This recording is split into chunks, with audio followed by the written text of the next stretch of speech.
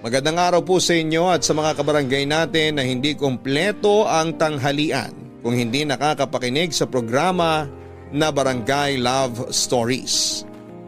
Gusto ko lamang pong sabihin na isa ako sa mga libo-libo ninyong listener na nung una ay aminadong tahimik lang at kontentong nakikinig sa mga ome-air ninyong istorya.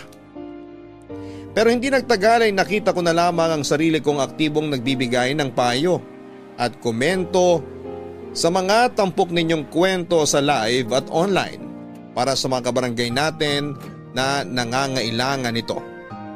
Yun din po ang dahilan kung bakit ako nag-decide na sumulat sa inyong istasyon.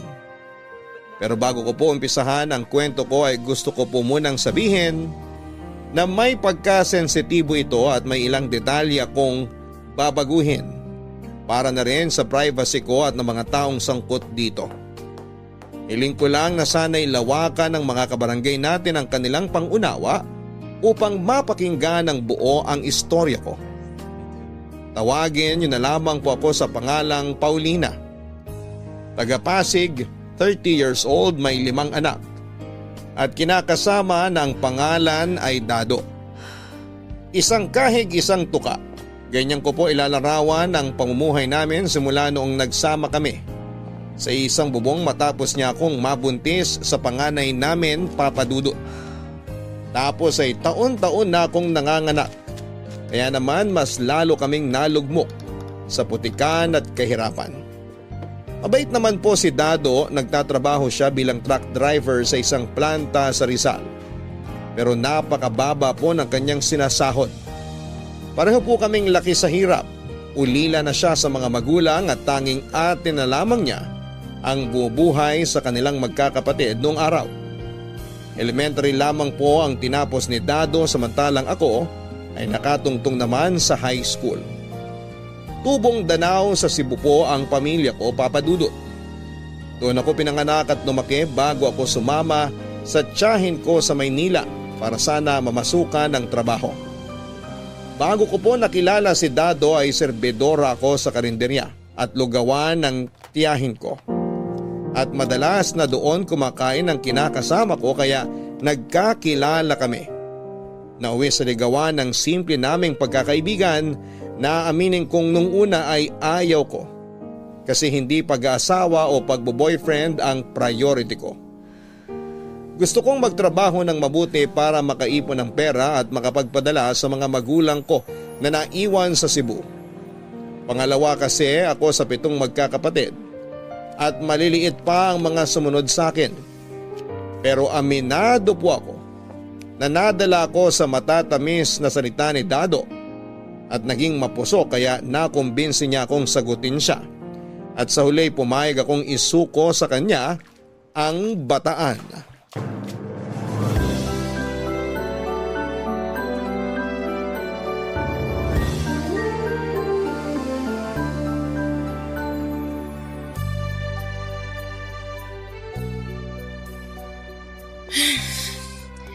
Itong 2,000 para sa upa, itong 500 sa tubig, tapos itong 800 sa utang sa tindahan. Pero kulang pa rin pala. Paano kaya to? Hi baby ko! Mwah! Dado, ano ba? Kita mo na may ginagawa yung tao eh. Bakit ang sungit mo? Kinis ko lang naman yung baby ko. Hindi na ako baby. Tsaka tigil-tigilan mo nga pagtawag-tawag sa akin yan. Sungit talaga. Ano na naman bang kasalanan ko? Sige nga. Tinatanong mo pa, ha? Siyempre, para alam ko, di ba? Kahit naman malaman mo, wala ka pa rin ginagawang paraan para di na ako magalit sa'yo. Ano na naman ba kasing problema mo sa akin? Kakabigay ko lang ng sweldo ko sa'yo, galit ka pa rin? Sinong di magagalit? Kulang na naman tong binigay mo sa akin. Ni halos wala nang matira pambili natin ng bigas, panggatas at pang-diaper ng mga anak mo. Yung pangatlo mo, bibilan ko pa ng gamot kasi malambot ang dumi. Paano ko pa yun magagawa? Kakarampot lang itong binigay mo. Sa upa lang at sa tubig, said na tayo. Ay, pasensya ka na. Ngayong cut-off kasi yung medyo malaking kaltas sa amin. Tapos naghulog pa ako dun sa kinuha kong cellphone sa kaibigan ko. Yan na nga bang sinasabi ko? Laki ring pakinabang sa atin ng perang binabayad mo dun sa pesting cellphone na yun. Sinabihan na kasi kita na huwag kang padadaan padalos-dalos sa pagkuha ng hulugan. Pagtatalunan ba ulit natin to, Paulina? Di ba nag-usap na tayo tapos pumayag ka na? Oo, pero mapilit ka kasi. Para kang batang nagmamaktol nung unang beses kung sinabi na hindi. Nakakairita ka. Sira na naman kasi yung cellphone ko. Kailangan ko rin yun sa trabaho. Eh di sana yung mas murang kinuha mo, hindi yung gusto mo pala talaga yung mamahalin. Oh, kita mo? Kinakapos tayo ngayon. Nandito na to eh. Tsaka nakakadalawang hulog na ako. Ayaw naman ipabalik sa akin to kasi kasama sa kasunduan na walang balikan. Ilang buwan mo pa ba yan huhulugan? Mga 6 pa, baby. 6 na buwan pa tayong magtitiis sa gutom dahil sa kapulpulan mo, Dado. Hindi naman tayo magugutom kasi nagtatrabaho ako. Pinagmamalaki mo sa akin yung trabaho mo na may kakarampot na sweldo at mas lamang pang thank you sa mga overtime mong di nababayaran? Ay, nagsabi na naman ako sa HR. Ilalapit daw sa management yung mga overtime ko na di pa nababayaran. Parang nung nakaraang buwan pa yung pagsasabi mo hanggang ngayon wala pa ring balita.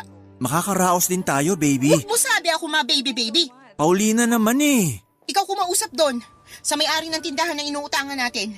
Sabihin mo kalahati lang mababayaran natin kasi wala pa tayong pera. Ayoko na lumapit doon dahil panay parinig sa akin na utangera raw ako at di marunong magbayad. Mas lalo namang ayokong kausapin yun. Napakasungit nun, mamaya masakal ko pa yun eh. Ikaw ang masasakal ko kapag hindi mo ginawa. Sabi ko nga, pupuntahan ko na para kausapin. Dalian mo!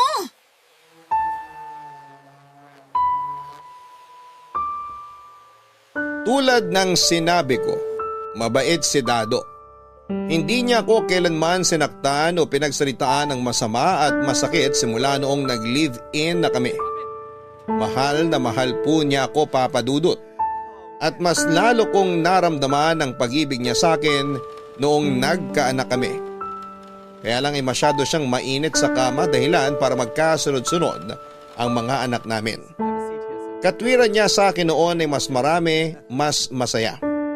Akala ko ay totoo yun hanggang sa maranasan naming magutuman ng mga anak niya dahil sa mababa, kulang at kung minsan ay delay niyang sahod.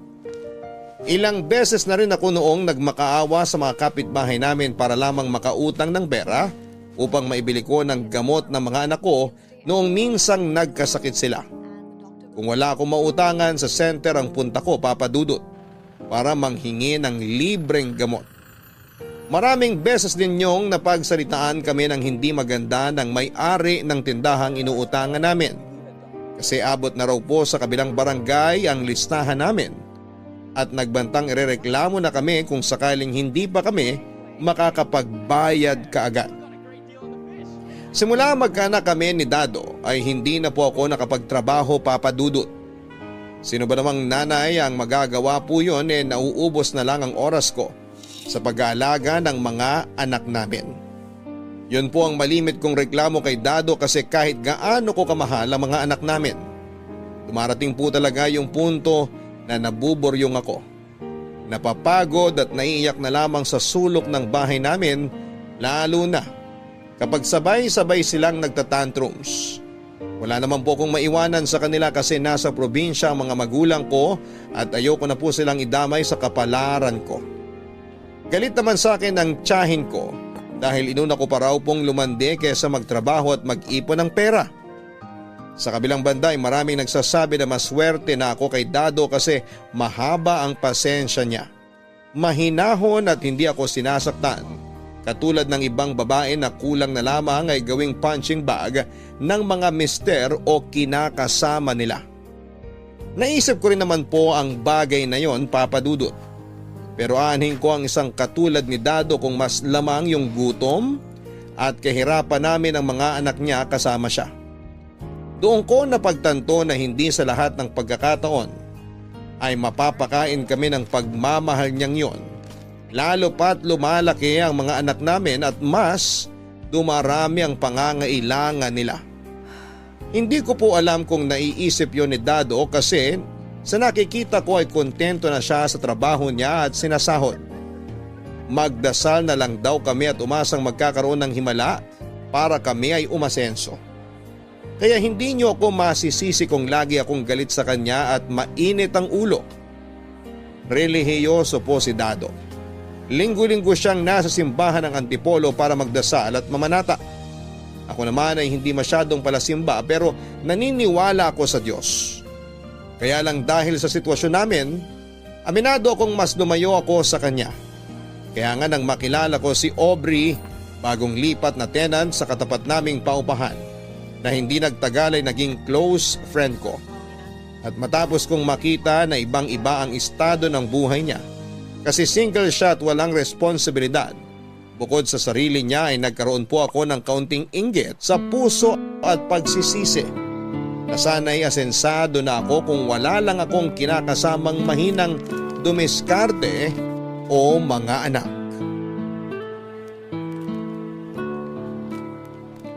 Sensya ka na, Aubrey. Makalat bahay namin, ha? Di na ako makapagligpit eh. Tinatamad na kasi ako, kinakalat din naman ang mga anak ko. Naku, ayos lang yun. Ako nga na walang anak, makalat yung bahay. Pero naglilinis naman ako pag sinipag ako. Buti ka nga may choice kasi wala ka namang anak. Di katulad ko. Nakalima na agad kami ni Dado. Ilang taon ka na nga ulit? 25 pa lang ako. Bata pa. Oo nga, pero di naman ako makapagtrabaho kasi sino mag-aalaga sa mga anak ko? Wala naman ako maiiwanan. Sa bagay, mahirap nang magbili ng mga anak sa ibang tao, lalo sa panahon ngayon. Maraming abusado. Kunwari santa pero demonita pala. Marami akong napapanood na ganyan sa balita kaya nakakatakot. Oo, pero hindi naman yun ang pinoproblema ko kasi wala naman talaga kaming pera para kumuha na mag-aalaga sa mga anak namin ni Dado. Kapos na kapos kami. Daig pa namin yung mga manok na isang kaig, isang tuka. Pero masipag naman kinakasama mo, 'di ba? Lagi ko nga siyang nakikitang pumapasok sa trabaho. Swerte mo nga sa kanya kasi yung ibang lalaki dyan, napakabatugan. Nagpapalaki lang ng anes nila tapos sila pa may ganang manakit ng asawa o karelasyon? Masipag nga pero kulang sa diskarte. Aanhin ko naman yung sipag niya kung kulang at mababa naman lagi yung sahod na binibigay niya sa akin. Alam mo, inggit nga ako sa iyo eh. Kasi buti ka pa. Nakukuha mo pang magpariband ng buhok. Tingnan mo buhok ko, sabog na, pangit pa. Hindi na madaan sa conditioner tapos bihira pang nasasayaran ng shampoo. Hindi naman halata, okay lang yan. Saka huwag kang mainggit sa akin. Kung gusto mo, ipapasok na lang kita sa racket ko. Para naman may pampariband ka ng buhok. May pampasalon ka pa. Saan? Doon sa pinapasukan mong call center? Ayoko, hindi ako masyado marunong mag-English. Baka interview pa lang, pumalpak na ako, nakakahiya. Di naman yun kung ayaw mo. Racket nga, di ba? Bukod kasi doon, may iba pa akong trabaho. Talaga? Baka naman masama yan ha? Gaga, walang masama sa ginagawa ko, no? Saka alukin ba naman kita ng racket kung ipapahamak lang din kita? Mabuti na yung nagkakaintindihan tayo, lalo maliliit pa mga anak ko, Aubrey. Kaya nga gusto kitang tulungan kasi maliliit pa ang mga anak mo. Yung kikitain mo rito, pwede mong ipambili ng pangangailangan nyo. Lalo na sabi mo madalas kayong kapusin sa sweldo ni Dado. O sige, pero ano bang racket yan? Basta, promise mo muna na hindi mo ako i-judge tapos magkaibigan pa rin tayo pag nalaman mo, ha? Sabihin mo na. May sugar daddy ako. Ha? Sugar daddy? Oo, nakilala ko online. Tapos, binabayaran niya ako kapalit ng mga sinisend kong video ko sa kanya. Hindi ba yun masama? Hindi Saka, nasa tamang edad na ako at pumayag naman ako sa gusto niyang mangyari. Sabi niya sa akin, kung may kilala pa raw ako, baka gusto kong yayain. Madali lang naman ang gagawin. Magpapadala ka lang ng sexy video mo. Hindi kailangan kitang muka. Tapos ayun na, instant money. Palagay mo kaya ko yan? Kayang-kaya mo yan. Nai-insecure ako sa katawan ko eh. Paano kung di naman ako ganun ka-sexy? Sexy ka. Gigil na gigil nga sa'yo si Dado eh. Ha? Paano mo naman nasabi? Kasi nakalima nga kayong anak. Malamang, ibig sabihin, mainit siya sa'yo sa kama. Oo nga. Pero mas mainit ulo ko sa kanya kasi hindi biro magluwal ng 5 anak tapos maghihirap lang din pala paglabas sa tiyan ko. Kaya nga tanggapin mo na yung inaalok ko para makatulong sa pangangailangan ninyo. Abot langit po ang kaba ko sa inalok sa aking pagkakakitaan ni Aubrey, Papa Dudut. Wala po kasi talaga akong ideya na meron palang ganong klase ng trabaho. Yun bang sekreto sa madla kasi nakakahiya at hindi katanggap-tanggap sa lipunan. Pero naisip kong hindi naman yon masama dahil hindi ka naman nagnanakaw o nangaapak ng kapwa mo. Kumbaga ay nasa tibay na lang talaga ng sikmura at pananaw kung paano mo titingnang hindi nakakasuka o nakakahiya ang iyong ginagawa. Kaya kahit nung una ay nagdadalawang isip ako, sa huli kinonsidera ko na rin ang alok niya, Papa Dudut. Meron lamang akong problema ng mga panahon na yon para tuluyan ko nang kagatin ang alok sa akin ni Aubrey. Yon ay walang iba kundi ang relasyon namin ni Dado. Siya po ang first boyfriend at tatay ng mga anak ko. Ni minsan ay hindi ako tumingin sa ibang lalaki o naisip na magloko sa kanya dahil mahal ko siya. Kaya nga nagtatalo ang konsensya ko at ang realidad. Marami akong tanong sa isipan ko. Marami akong pagtitimbang na ginawa. At sa paglipas ng mga araw na walang progreso o asenso ang buhay namin, kasama na ang mas tumataas na demand ng pangangailangan ng pamilya ko. Pero kulang naman ang perang pambili at panggastos namin, ay mas nadadagdagan yung dahilan upang pumayag ako sa offer ni Aubrey na magbenta ng laman kapalit ng salapi, Papa Dudut. Pera ang ugat ng lahat ng kasamaan sa mundo. Yan po ang laging sinasabi sa akin ng nanay ko, kaya siguro'y sapat na sa kanila ni tatay na mayroon lamang silang kakarampot na kita at kontento na lamang na binibigyan kami ng aming mga kamag-anak para mairaos ang araw-araw naming pamumuhay. Kaya nga grade 6 pa lamang ay napilitan na akong magbenta ng kung ano-anong pagkain sa eskwelahan namin tulad ng mga sitserya na nabili ko mula sa ipon kong baon araw-araw. Tapos noong high school na ako ay namasukan ako bilang tindera sa isang burger machine dahil kalahating araw lamang ang klase namin noon, Papa Dudut. Sa kabila ng pagsisikap ko ay naging mailap na sa akin ang swerte. Hindi ako makaipon kasi malaking bagay ng sweldo ko ay binibigay ko sa mga magulang ko, lalo na mas madalas kaming kapos sa pambili ng pagkain. Nang mga panahong yon, nadiskubre naming may sakit sa puso ang bunso kong kapatid. Kaya mas nahirapan sa pagdadala ng buhay ang aming pamilya. Yun din ang dahilan kung bakit hindi na ako nagkolehiyo at pumayag sumama sa tiyahin ko paluwas ng Maynila. Natatandaan ko pa na yung unang beses na nakaapak ako sa Maynila dahil naiyak pa nga ako, Papa Dudut. Mahirap at masakit kasi sa akin na iwanan sa Cebu ang pamilya ko. Pero dala-dala ko sa puso ko yung pagnanasa at pag-asa na sa pagbabalik ko sa bayan namin. Hindi na ako yung Paulina na mahirap at laging kinakapos sa pera. Opo, mataas ang ambisyon ko para sa sarili ko at sa aking pamilya. Pero lahat ng yon ay naisantabi ng magkaroon na ako ng mas malaking responsibilidad sa pamilyang pinuon namin ni Dado. Biyaya po ang mga bata, yan ang tinanim ko sa isipan ko. Pero hindi ko na po maalala ang bagay na yon nung dumami na sila at nang mangarag kami ng kinakasama ko sa pagpapalaki sa kanila. Napakahirap po ng walang family planning, Papa Dudut. Ako po yung patunay na araw-araw kang malolosyang sa kakaalaga sa mga anak mo dahil sa matinding pagod. Kapag tulog nga sila, madalas na sinasabayan ko na lamang sila imbes na gumawa ako ng mga gawaing bahay dahil hindi ko na po talaga kaya. Tapos may mga pagkakataon na hindi pa ako natutulungan ni Dado. Ultimo, paglalaban ng mga damit namin, kesyo pagod daw siya sa trabaho at ipapahinga na lamang daw niya ang day off niya. Gusto ko pong magtampo pero wala akong karapatan. Kaya nga nang maisip kong walang patutunguhan ang pagiging padre de pamilya ni Dado, ako na po ang gumawa ng paraan para kahit papaano ay sumulong kami. At yon ay matapos kong pumayag sa alok na trabaho sa akin ni Aubrey Papadudut.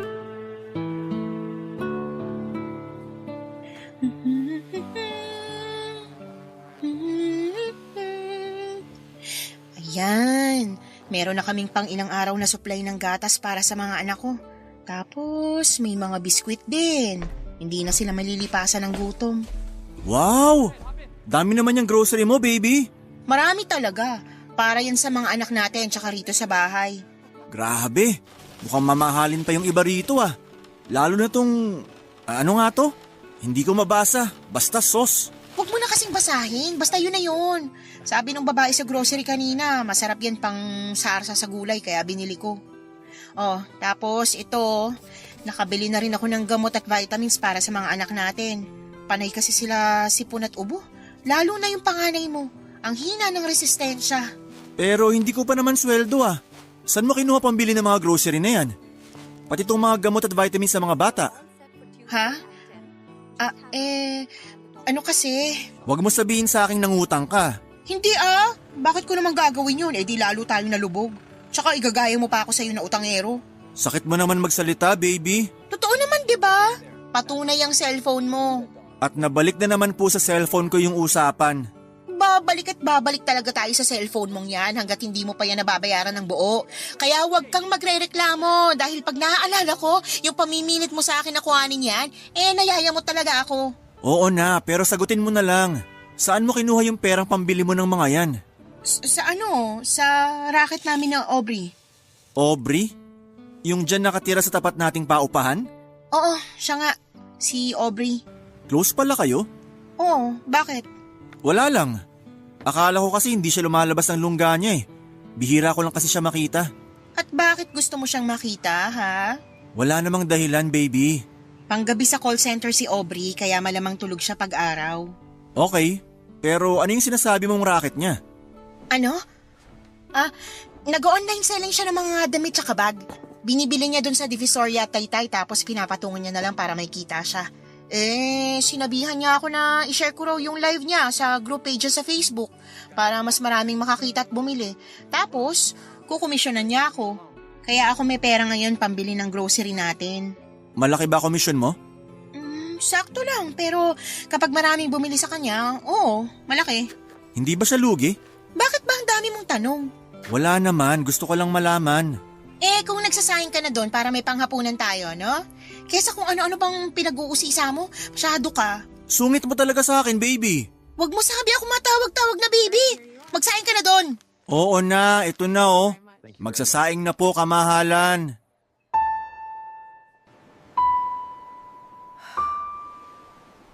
Magpapadala lamang ako ng sexy videos sa sugar daddy namin na hindi kita ang mukha ko. Tapos ay babayaran niya ako ng pera at para sa akin ay hindi na ako lugi kasi yun lang naman ang gagawin. 5,000 po ang unang sweldo ko na ibinigay sa akin ni Aubrey. Pero 7,000 raw talaga yon. Kinuha niya lang yung 2,000 kasi siyang nagpasok sa akin. Hindi na ako nagreklamo dahil hindi naman ako kikita ng ganong halaga kung nakatunganga lamang ako sa inuupahan namin at nangungonsumi sa mga anak ko. Kung tatanungin ninyo ako kung paano ko yon ginawa ay hindi ko na po masyadong idedetalye pero syempre palihim at patago. Minsan pagtulog na ang mga anak ko at nasa trabaho si Dado. Pumupunta ako sa inuupahan ni Aubrey para doon mag-record. Siya rin kasi ang nagpapadala ng mga videos ko, Papa Dudut. Malaki po ang tiwala ko sa kaibigan kong yon na hindi niya ako ipapahama. Literal na kumakapit ako sa patalim. Pero inspirasyon ko naman dito ang mga anak ko. Kumbaga hindi ko lang ito ginagawa para sa sarili ko dahil pamilya ko ang pangunahing rason kung bakit ko pinasok ang ganitong klase ng trabaho. Sabihin nyo nang wala akong bait sa sarili pero mas masisiraan ako ng ulo kapag patuloy kaming malilipasan ng gutom. Dahil lang sa wala kaming sapat na salaping pambili ng makakain. Kaya nga masayang masaya ako. Noong nagtuloy-tuloy na ang aking kita dahilan para unti-unti ay mas makaluwag-luwag kami sa pera at mabili ko na ang pangangailangan namin.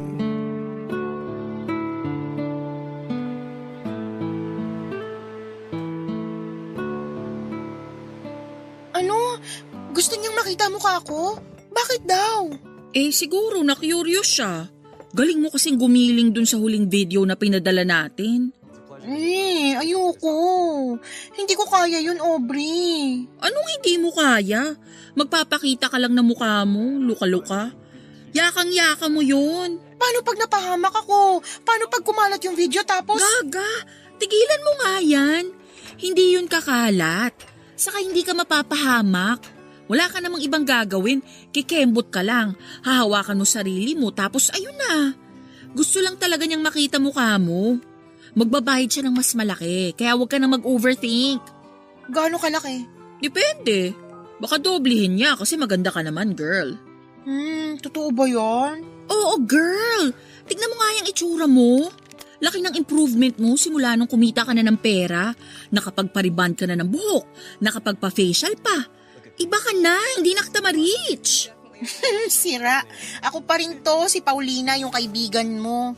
Tsaka, di ko naman magagawa lahat ng yun kung hindi dahil sa tulong mo. Kaya, thank you talaga ng maraming Aubrey ha. Wala yun. Saka mabait ka naman. Saka nakita ko talaga sa iyo yung determinasyon at pagsisikap para makatulong sa pamilya mo. Lalo na sa mga anak nyo ni Dado. Kaya sino ko para hindi ka tulungan? Lalo kung kaya mo naman, di ba? Isa ka talagang tunay na kaibigan. Thank you. Kaya nga inaalok kita ngayon ng panibagong oportunidad na kumita ng mas malaki. Naiintindihan ko naman pero kabado pa rin ako. Paano kung pumalpak ako? Paano kung hindi niya ako magustuhan kasi… Magugustuhan ka niya. Sa kagalante yun. Baka nga hindi lang doble ibayad sa'yo. Baka gawin pang triple. Ayaw mo ba nun? Mabibili mo na ng pangarap nilang laruan yung mga anak mo. Sa bagay, nung nakaraang nag-mall kami ng mga bata, gustong-gusto ng panganay ko yung remote control na kotse kaso libo yung halaga. Syempre, hindi naman ako pwedeng basta-basta maglabas ng pera para lang makabili ng ganun. Kahit nakakaluwag na kami, malayo pa rin kami sa pagiging mayaman. Tsaka, mas may dapat pa akong unahin pagkagastosan bago yung mga ganong luho ng mga anak namin ni Dado. Kaya nga kung ako sa'yo, go ka na rito. Tapos tigilan mo na yung pagiging nega mo. Kasi ako na nagsasabi sa'yo, magugustuhan ka niya. Ganda mo, tapos ang sexy mo pa. Binubola mo na ako niyan eh. Hindi no. So ano, payag ka na? Gina? Okay lang bang pag-isipan ko muna? Oo naman, di kita pipiliting magdesisyon ngayon kasi gusto ko bukal sa loob mo. Tandaan mo lang na walang masama sa ginagawa natin. Wala tayong iniinsulto, wala tayong ninanakaw at wala tayong tinatapakang tao. Kaya bakit ka mahihiya, di ba? Yung iba nga dyan, kulang na lang magkandakuba na sa pagtatrabaho pero mailap pa rin yung swerte. Ikaw, oportunidad na ang lumalapit sa'yo. Gagawin mo lang isunggaban. Ganon ka dapat ka-agresibo sa totoong buhay. Tatandaan ko mga sinabi mo. Salamat ulit, Aubrey. Walang anuman. Uy, pwede bang tulungan mo ako mamili kung anong brand ng sunscreen ang bibiling ko rito? Nakasale kasi sila eh, ang mura. Tingin! Wow, oo nga! Bakit ka bibili niyan? Magbi-beach ka ba? Oo, ang init-init kasi. Gusto ko namang mag-relax. Wow, buti ka pa. Gusto mong sumama? Pag sa Boracay yan, wag na lang. Mahal pa masahe sa eroplano. Diyan lang ako sa may Batangas para malapit. Pag-iisipan ko. Sige, pero dalian mo ha. Pati yung alok ko. Huwag mo nang patagalin ang pag-iisip. Sayang, oportunidad na yung lumalapit sa'yo. Ay, oo na. Tingin nga ulit ako ng mga sunscreen.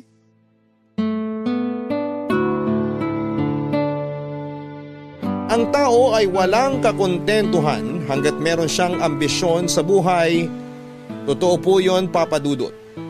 Nang wala na akong masyadong kinokonsidera para mapapayag ni Aubrey sa gusto ng sugar daddy namin, hindi ko na inisip ang komplikasyon na kaakibat noon dahil mas matimbang sa akin ang dagdag na bayad sakaling magpakita na ako ng mukha sa mga videos ko.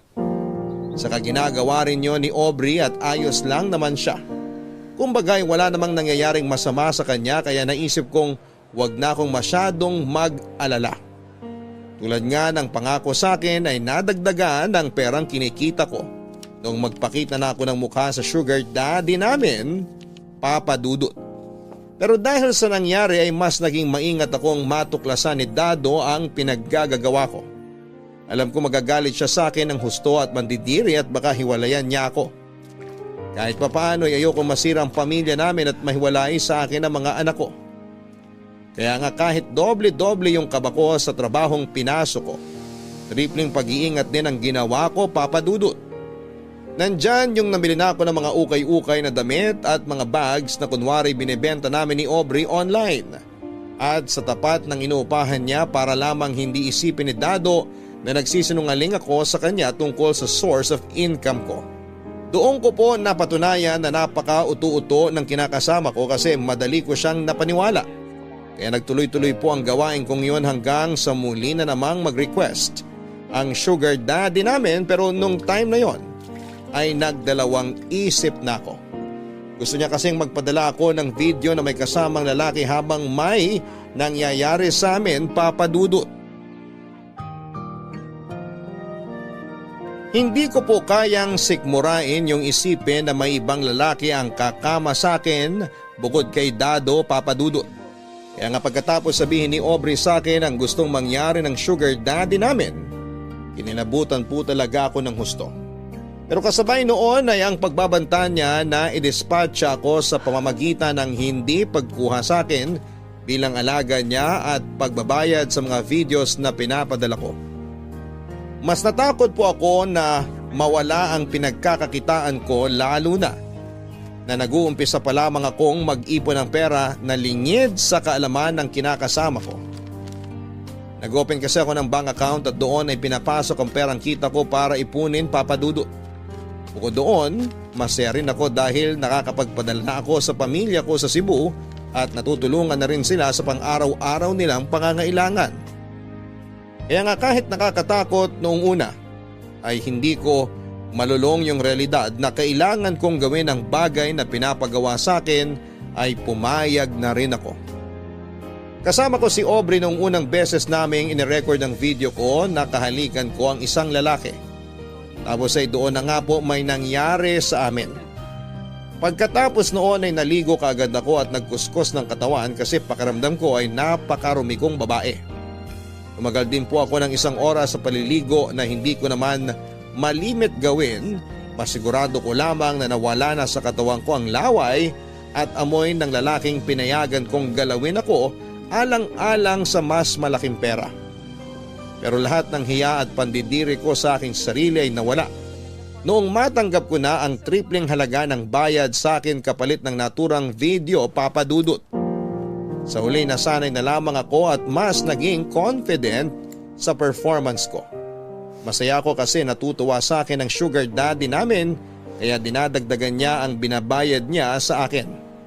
Kaya lang kaakibat noon ay tumabang naman ang relasyon at pakikisama ko kay Dado. Sa totoo lang ay hindi na kami talaga maayos at malayo na rin ang loob ko sa kanya na nag-ugat sa mga pag-aaway namin sa pera. Pero mas lumala yung pagiging mailap ko sa kinakasama ko nang makaranas na ako ng ibang lalaki sa kama. Hindi na ako masyadong ginaganahan kay Dado kahit na sabihin nating masarap at magaling siyang mangromansa. Mas nadadaig kasi ako ng pagod at mas gusto ko na lamang ipahinga ang katawan ko. Kaya sa pumayag na may mangyari sa amin. Isa pa, ayaw ko na pong mabuntis niya ako.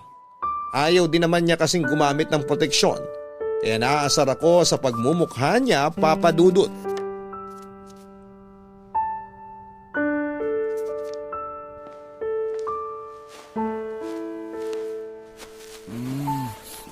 Baby, ano ba? Pakis lang eh. Anong pakis? Ayoko nga sabi. Shh! Baka magising ang mga anak natin. Eh ano naman, para ikaw magpatulog sa kanila kung ayaw mo pa matulog. Paulina naman, ano bang klaseng ugali yan?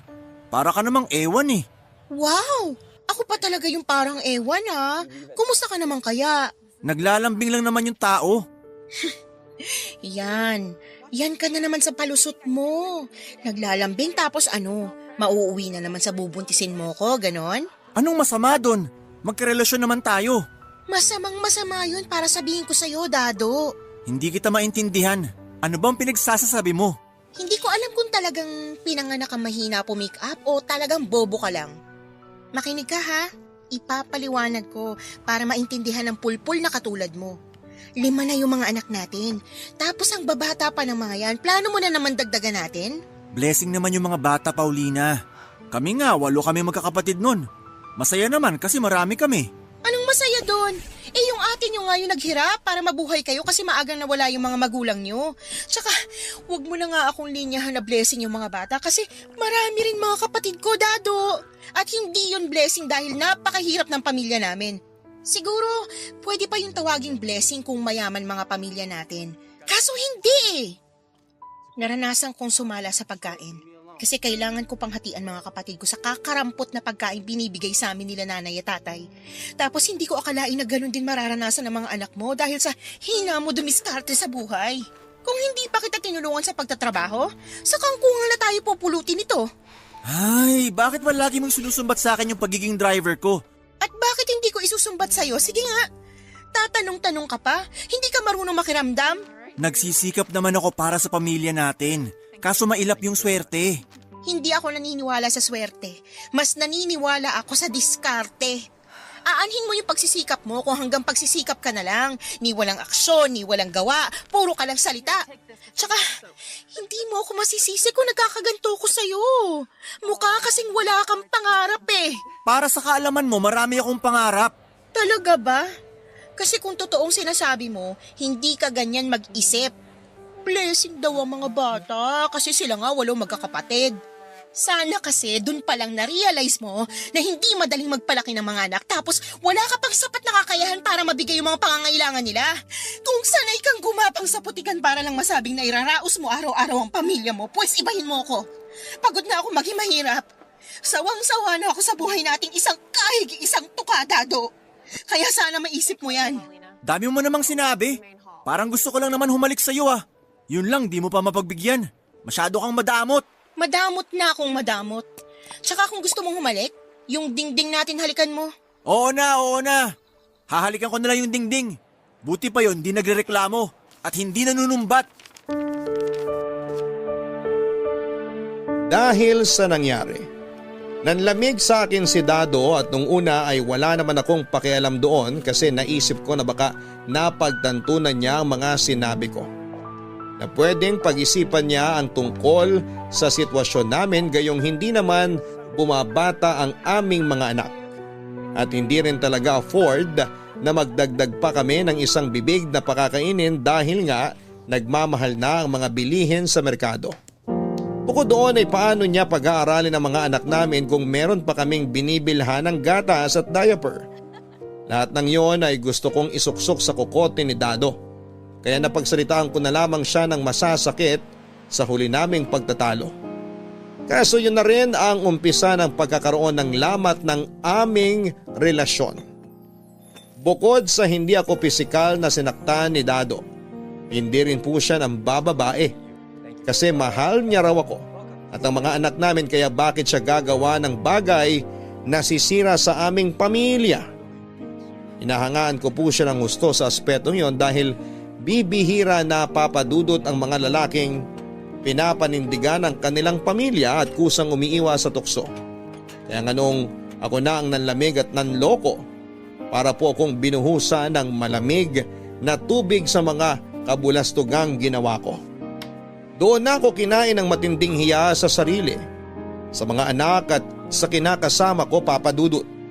Hindi ko na po magawang titigan si Dado dahil sa labis na pagkakonsensya ko sa ginagawa ko sa kanya kapag nakatalikod siya. Iniiputan ko siya sa ulo dahil lamang sa pagiging ambisyosa ko. Natatakot po akong makarma kaya nga bago pa tuluyang masira ang pamilya namin, ay ako na po ang kusang kumabig papadudot. Kinausap ko si Aubrey para magsabing ayoko na. Gusto ko nang itigil ang ginagawa namin papadudot. Gaga ka ba? Gaga na akong gaga pero sigurado na ako, Aubrey. Ayoko na. Gusto ko nang tigilan tong ginagawa natin. Ikaw lang yung titigil. Huwag mo akong idamay dyan. O sige, ako lang pala. Pero nakakainis ka pa rin. Kasi kung kailan ayos na, kung kailan malaki na ang kita mo rito, saka mo pa talaga naisip yan. Hindi ka ba nakikinig sa akin? Nakukonsensya na ako sa ginagawa kong to kay Dado. At kailan mo pa naramdaman yan, Aber? Basta, Imposible naman na nagising ka na lang isang umaga tapos nakonsensya ka na bigla. Hoy, para sabihin ko sa'yo, hindi ka na malinis na babae. Walang magbabago kahit itigil mo pa yung ginagawa mo kasi nagawa mo na. Nagkasala ka na kay Dado kasi may nangyari na sa inyo ng ibang lalaki. kaya nga gusto ko nang tumigil. Oo, hindi na ako malinis dito. Alam ko naman yun. Wala na akong planong linisin pangalan ko pero ayoko nang dagdagan yung mga kasalanan ko kay Dado. Sana naman maintindihan mo, Aubrey. Pinipilit ko pero hindi ko pa rin talaga gets. Bakit ba kasi? May nangyari ba sa inyo ni Dado? Nanlalamig na siya sa akin. Nagsimula yun nung ilang beses ko rin siyang tinanggihan sa kama. Natatakot ako na baka mambabae siya kapag nagpatuloy pa yung ganito. Kasalanan mo naman pala bakit ganun si Dado sa'yo eh. Bakit kasi hindi mo pa siya pinagbigyan? Huwag mong sabihin na mas nasarapan ka na sa ibang lalaki na kumama sa'yo kaysa sa karelasyon mo. Hindi naman sa ganun, pero... Ganun na rin yun. May pahindi-hindi ka pa. Lokohin mo lelang mo, Paulina. Kaya nga ayoko na. Please, Aubrey. Sana maintindihan mo. Huwag mo nga akong madaliing intindihin yung baluktot mong katwiran kasi naiinis ako sa'yo. Bakit ba kasi? Ayaw mo nun? Masusolo mo na yung sugar daddy mo. Pag wala na ako, mas malaki kikitain mo. Palagay mo sa akin. May iba akong trabaho, Paulina. Hindi ako katulad mo na ginawang main source ng income yung dapat racket lang. Naalala ko dati, game na game ka sa ginagawa natin tapos ngayon? Ay, ewan ko sa'yo. Masyado mong pinapairal yung emosyon mo. Ayoko lang tuluyang masira pamilya namin. Mahal ko si Dado. Mahal ko ang mga anak namin. Palibhasa, hindi mo alam yun kasi wala ka namang asawa at mga anak. Ah, ganon. Paano kung sabihin ko sa'yo na hindi ko kailangan ng asawa o mga anak para maging masaya? Kasi akala mo lang masaya magkaroon yan pero mas nakaka-depress pa yan sa pag-iisa. Kaya wala kang karapatang ipamukha sa akin na walang nagmamahal sa akin porque hindi ako katulad mo, no? Saka mahiya ka nga sa balat mo, Paulina. Sino sa atin yung losyang, pangit at hindi na naaayusan kasi panay alaga sa mga anak niya? Ako ba? Ikaw di ba? Inggit ka pa nga sa akin noon kasi bagong rebond yung buhok ko. Tapos sa'yo, gula-gulanit. Huwag ka naman magsalita ng ganyan. Nasasaktan ako sa mga sinasabi mo eh. Arte mo para yun lang? Nagsasabi naman ako ng totoo, di ba? Alam mo kung ayaw mo na, di wag mo. Basta wag na wag kang lalapit sa akin para bigyan ka ulit ng racket kasi hindi na talaga kita papansinin. Ayoko sa lahat yung maarte at nagmamalinis na katulad mo. Che!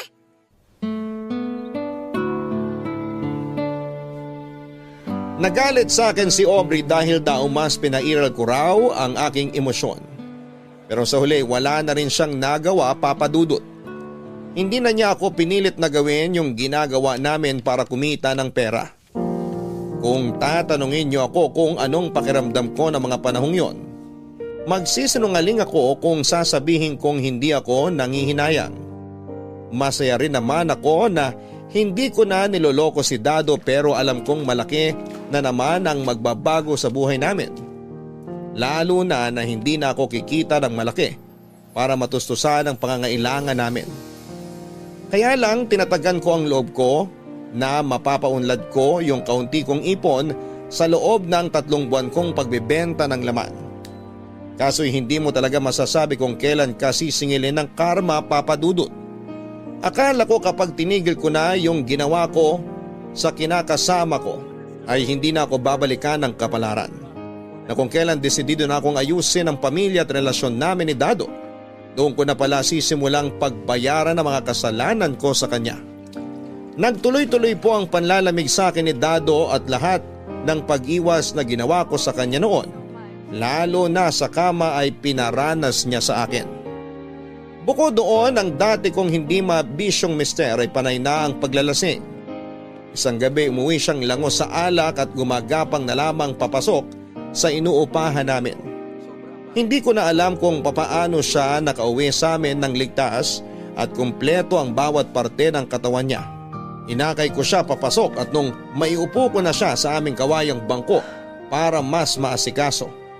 Nakita ko sa lig niya ang hindi lang isa kundi maraming pula-pula sa balat niya na mula sa leeg papunta sa kanyang dibdib.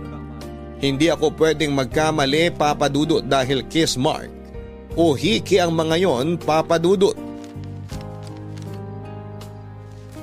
Doon ko nakumpirmang may babae si Dado at kahit na gustong gusto ko siyang saktan, sampalin, kalmutin at suntukin ng gabing yon, ay nagpigil ako ng aking sarili. Nasikaso ko pa rin siya hanggang maayos siyang nakatulog bago ko umiyak sa banyo namin, Papa Dudut. Sobra po talaga akong nasaktan kasi ni sa hinagaw ay hindi ko akalain na magagawa sa akin yon ng kinakasama ko. Hindi lang ako makapagreklamo dahil alam ko sa sarili kong hindi rin naman ako naging tapat sa kanya sa pagsasama namin, pero hindi ba pwedeng magbago ang isang tao? Saka mahal ko po si Dado. Hindi ko masikmura na meron siyang ibang babaeng kinakama bukod sa akin dahil ako ang live-in partner niya. Kaya nga kahit ayaw ko ay nakaramdam ako ng matinding panibugho sa kung sino man ang babaeng kinakalokohan ni Dado. Ayoko pong mawala sa akin ang tatay ng mga anak ko, kaya sinabi ko sa sarili ko na gagawin ko ang lahat. Mahuli ko lamang at mailagay sa dapat niyang lugar yung kalantari ni Dado. Kaya lang ay naramdaman po ni Dado na pinaghihinalaan ko siya.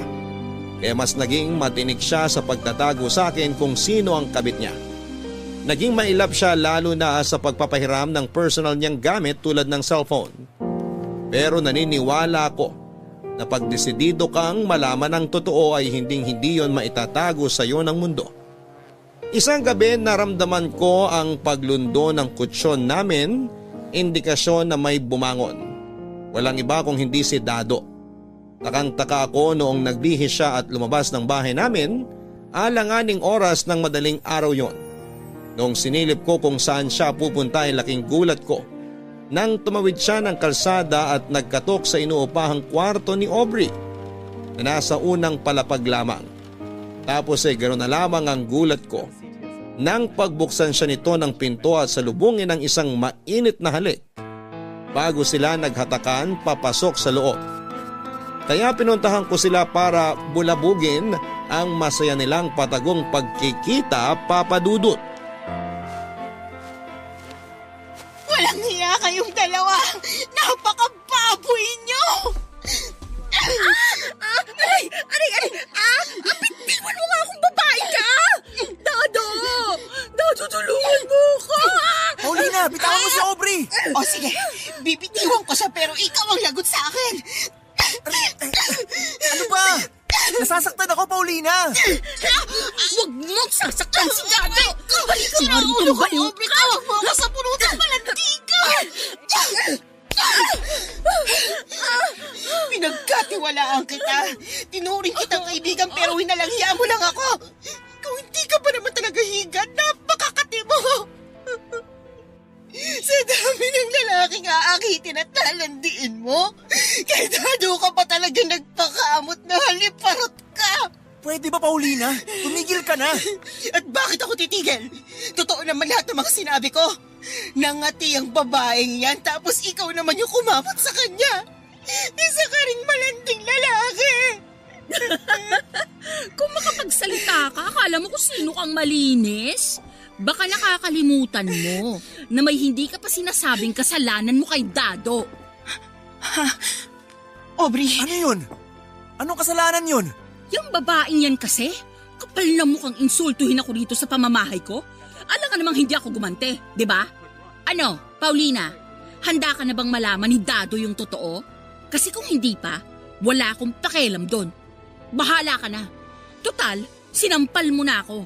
For sure magkakapasatong maganda kong mukha kinabukasan.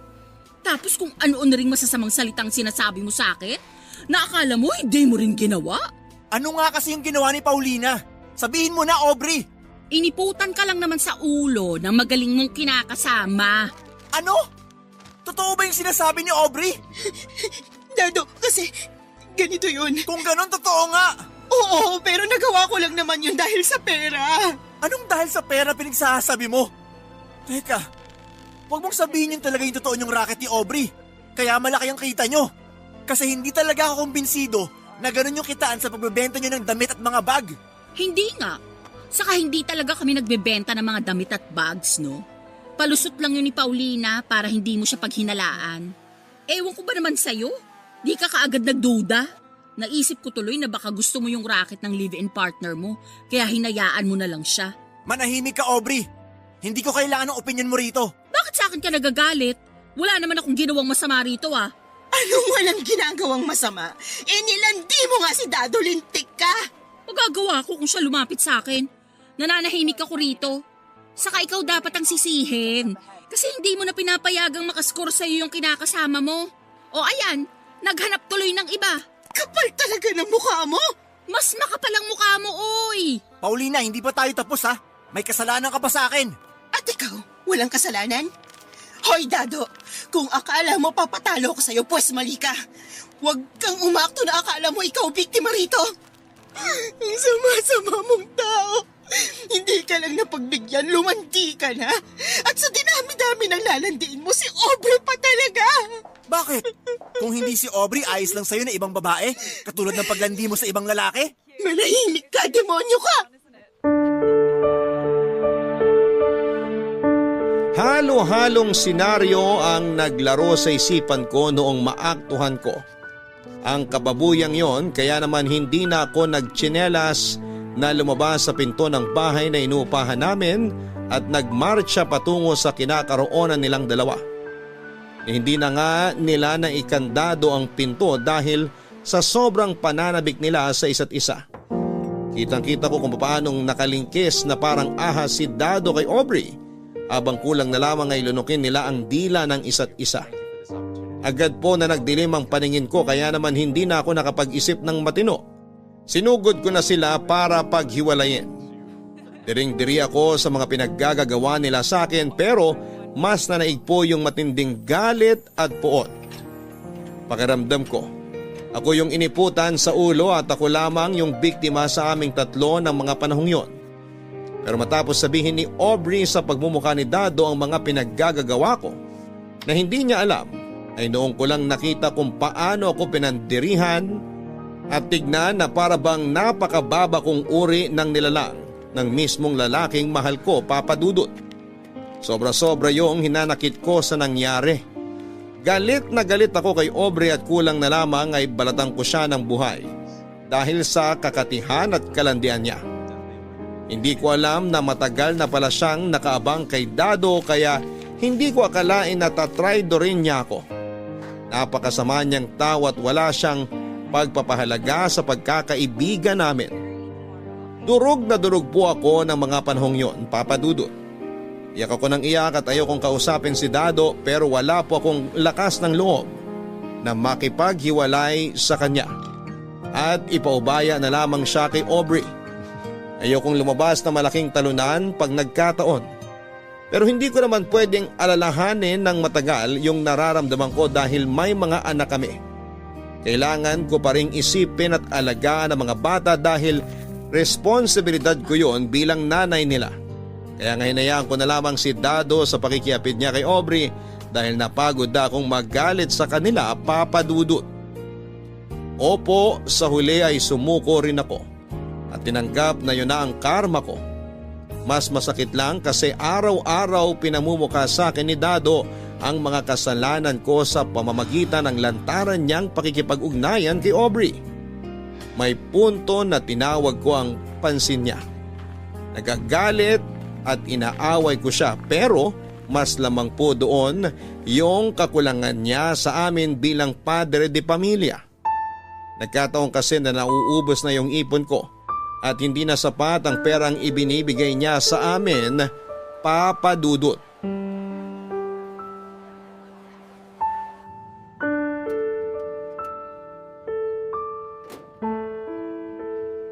Sensya ka na kung yan lang sinuweldo ko ha. Gastos ko kasi nitong nakaraan. Pagkasyahin mo na lang muna para sa mga gastusin ng mga bata. Ano pa nga bang magagawa ko?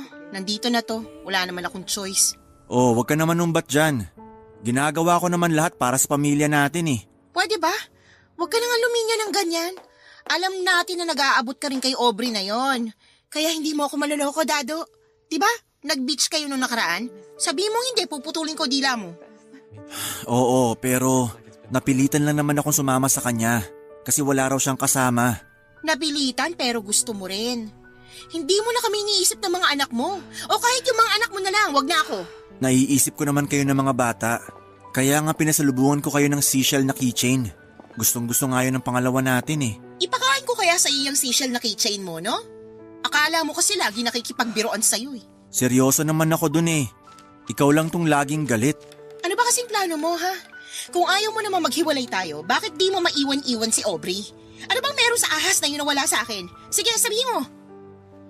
Mahal ko na rin si Aubrey, Paulina. Sabi niya mahal din niya ako kaya nahihirapan akong pakawalan siya. Siya yung nandyan noong mga panahong nagkukulang ka sa akin. Kung iiwan ko siya, parang wala naman akong utang na loob nun. Pero mahal din naman kita, kaya ayaw ko sana maghiwalay tayo. Pero may mga anak tayo. Dapat mas mahal mo sila kaysa sa amin ni Aubrey. Wag mo naman akong papiliin oh, hindi ko kasi kaya. Para kang di lalaki. Ano na lang iisipin at sasabihin ng mga anak natin pag lumaki sila? Na dalawa kaming mahal mo, ganun? Pwede naman natin ipaliwanag sa kanila yung tungkol sa bagay na yon. Tsaka pwede ba, wag mo na munang alalahanin yon. Kasi maliliit pa naman mga anak natin. Anong wag alalahanin? Ayos ka rin talaga, no? Nakatikim ka lang ng ibang putahe na gustuhan mo na. Ikaw din naman, di ba? Pero inisip ko kayo ng pamilya natin. Kasi mahal ko kayo. Kung mahal mo kami, sa una pa lang di mo naisip na gawin yon. Alam mo, tama si Aubrey eh. Mukha kang pera. Pinagpalit mo kami sa pera ng mga anak mo. Wow! Kung makapagsalita ka, akala mo hindi ka nakinabang sa perang kinita ko ah. Sarap na sarap ang kain mo dun sa binili kong lechon kawali, fried chicken at sugpo gamit yung perang yun. Tapos ako pang sasabihan mong mukhang pera? Huwag ka nga masyado nagpapaniwala dyan kay Aubrey, nuknuko na sinungaling yung babaeng yan. Kasi kung totoong mukhang pera ako, sana nilayasan ko na kayo ng mga anak natin. Pero hindi eh. Nandito ako. Nananatili ako sa pamilya nating to kahit na ang sakit-sakit na, Dado. Di ko naman gagawin yung bagay na yun kung hindi dahil sa kakulangan mo bilang padre de pamilya. Ilang beses na ako nagpaparinig sa'yo na ayusin mo, diskarte mo sa buhay mo, na huwag kang makontento sa kakarampot na kinikita mo, na humanap ka ng iba pang pagkakakitaan. Wala akong pakialam kung gawin mong araw ang gabi, baka nakakalimutan mong ikaw may gusto na magkaroon tayo ng maraming anak. Tapos kapal ba ng apog mong magdagdag ng palalamunin kasi blessing yung mga bata? Mahiya ka nga sa balat mo. Ang laki ng pagkukulang mo sa pamilya natin. Kaya nung gumawa ako ng paraan para mapunan yon, ganitong klase lang ng pang-iinsulto isusukli mo sa akin? May kalalagyan ka talaga sa impyerno. Dun! Sa tabi ng trono ni Satanas. Tungkol sa bagay na yan yung gusto ko sanang pag-usapan natin, Paulina. Yung totoo, inalok ako ni Aubrey kung gusto ko raw bang maging alaga ng sugar daddy niya. Babayaran daw ako. Tapos may naisip si Aubrey para kumita tayo ng malaki. Gusto niya, magpadala tayo ng video habang may nangyayari sa ating tatlo. Ano ka mo? Nasisiraan ka na ba ng ulo? Sira na kung sira yung ulo pero desperado na ako. Mahal ko naman kayong dalawa, kaya bakit pa ako maghahanap ng ibang babae? Pumayag ka na, baby. Para rin naman to sa mga anak natin eh. Pag nakaipon tayo, pwede na nating tigilan ginagawa natin. Ganun lang kasimple. Hindi yun ganun kasimple, Dado. Baliw ka na talaga.